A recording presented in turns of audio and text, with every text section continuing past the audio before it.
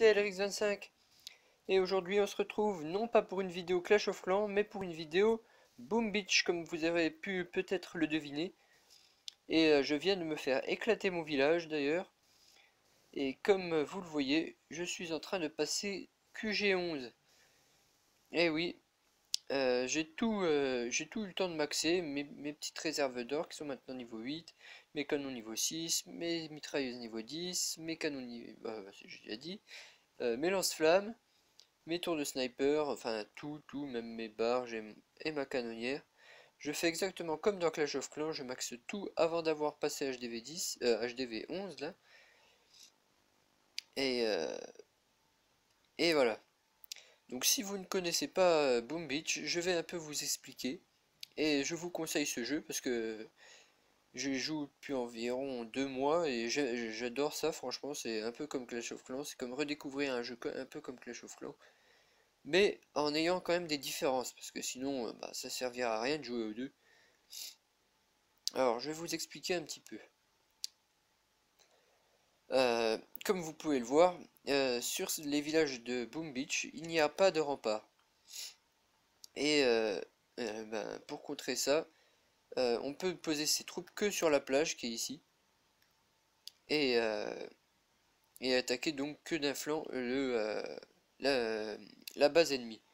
Après vous pouvez contourner la base avec certains sorts lancés par la canonnière. Donc c'est ça. Et les sorts. Les aides pour le combat, les missiles quoi. Alors là il y a le missile normal qui s'appelle l'artillerie. La fusée éclairante, c'est ça qui guide vos troupes. Le medikit, c'est l'équivalent du sort de soin. L'électrobombe, l'équivalent du sort de gel. Le barrage, ouais, le barrage. C'est plusieurs petits missiles comme ça. Et il y a le fumigène qui permettent de ne pas se faire repérer par les défenses. Donc ça c'est assez bien. Bon après il y a les mines, les super mines, un peu comme les bombes géantes. Et on retrouve comme dans Clash of Clans le canon, mais cette fois il est beaucoup plus puissant. Dégâts par seconde 225 au niveau 6. Sauf il tire environ 2 secondes, donc ça c'est multiplié par 2. Les tours de sniper qui elles tirent toutes les secondes et font 104 de dégâts par seconde. Les mitrailleuses qui font 48 de dégâts par seconde, donc elles tirent, bon vous allez voir dans une attaque que je vais faire, parce que j'arrive pas trop bien, je vais pas réussir à vous décrire comment elles tirent. Le lance-flamme, un peu comme les mitrailleuses mais avec une plus courte portée et beaucoup plus de dégâts, donc 87 au niveau 4. Et les mortiers qu'on retrouve aussi, euh, qui font 28 de dégâts et qui tirent environ toutes les 4 secondes comme dans Clash of Clans. Et dans ce jeu par contre vous avez 4 sortes de ressources. Alors jusqu'à l'HDV, je sais pas, 4 ou 3, c'est que le... non, jusqu'à l'HDV 7 je crois, enfin QG7, c'est que de l'or et du bois que vous avez. Ensuite vous passez avec de la pierre, des cailloux. Et ensuite à QG10 ou 9, vous passez avec du fer. Et maintenant, à chaque fois que vous avez une nouvelle ressource, il faudra payer de cette ressource en plus toutes les autres, pour améliorer votre bâtiment.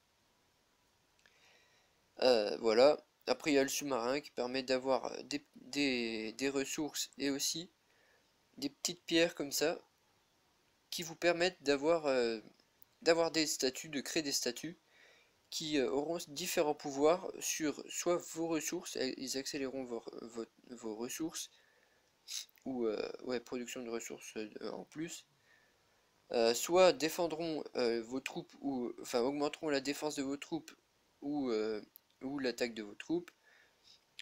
Ensuite, ceux qui sont violets comme ça augmentent certains stats de quelques pouvoirs comme la canonnière, les jetons de canonnière qui vous serviront à lancer les petits missiles qu'on a vus dans l'arsenal. et augmenteront aussi le pouvoir le pourcentage de chance d'avoir d'autres pierres. Ensuite, donc celle-là c'est pour renforcer les troupes, ça pour renforcer les défenses, donc l'attaque et la défense des défenses. Voilà. Ça c'est pour pouvoir divers, là. Et ça, statut augmente la production. Voilà. Pardon, j'ai encore le nez qui coule, oui, je sais. Alors, on va se faire une petite attaque. Ouais, 5 minutes, donc ça va encore. Alors, qu'est-ce que je vais bien pouvoir attaquer? Oui, donc, on est sur un archipel, et quelquefois, au hasard, il y a des jouets sur l'archipel, comme ça, et que vous pouvez attaquer. Et s'ils sont trop forts, bah, vous pouvez les changer au bout de 1 jour, en appuyant sur trouver un adversaire, comme ça. Ah bah niveau 29, c'est parfait. Ouais, je suis niveau 30, donc j'attaque les niveaux 29, 28, 30, 31 peut-être des fois. Alors, il a quoi comme défense? Ouais, il a pas mal de canons regroupés. Ça va être chaud. Bon allez, on va quand même le tenter. C'est parti.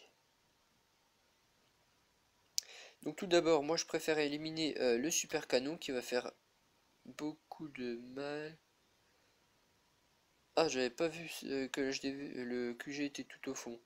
Je vais tenter un petit contournement par ici, là. Alors, vous allez voir dans l'attaque. Hop, je balance ça. Peut-être que ça va être suffisant, je ne pense pas. Ouais, non, c'est pas suffisant. Allez, je vais détruire ce canon-là aussi.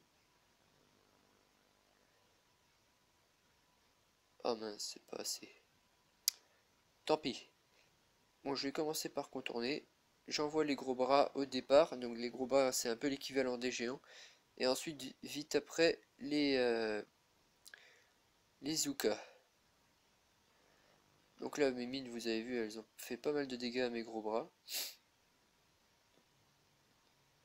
Je vais contourner par là encore. Donc cette technique du contournement, comme je l'appelle, eh ben, je la trouve vraiment efficace. Et ben, c'est pour ça qu'il faut concevoir des villages qui ne se font pas avoir par ces techniques. Et, euh, et là, je joue au gros brazuka, comme vous pouvez le voir. Je joue aussi au gros bras fusier. Fusier, c'est la première troupe équivalente du barbare. Et un peu à tout ça. Donc lui, il a négligé ce côté-là, il va se faire défoncer. Et oui, mon pote. C'est pas de ta faute, c'est moi qui est trop fort. Non, je gueule. Moi, je relance un petit sort de barrage, là. Pour tout déblayer. Je vais lancer sort de freeze pour pas que un de mes Zuka meure.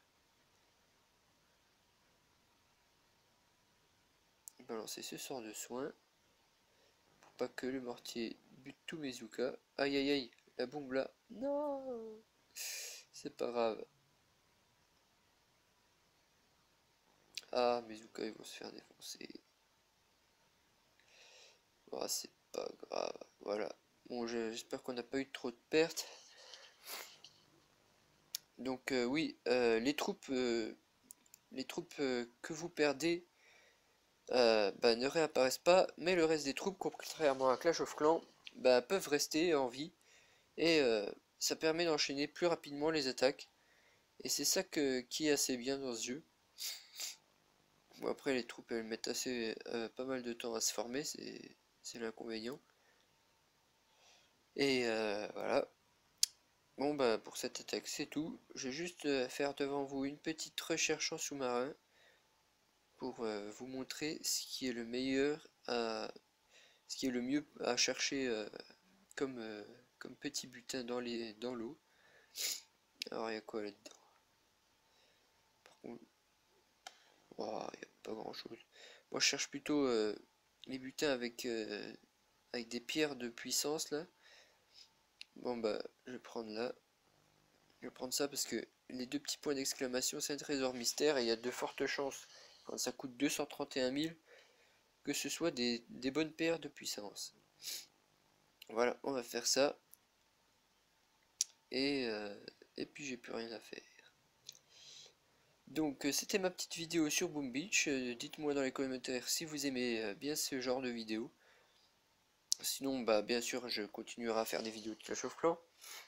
D'ailleurs, je vais vous montrer, je vais vous en faire une dans pas longtemps parce que je suis parvenu pour la première fois à aller en Master 2 et j'ai bien envie de vous montrer encore plus de défense avec mon village HDV9 et quelques petites attaques, vous dire comment j'attaque en Master 2. Bon, c'était LRX25, salut à tous, à plus tard.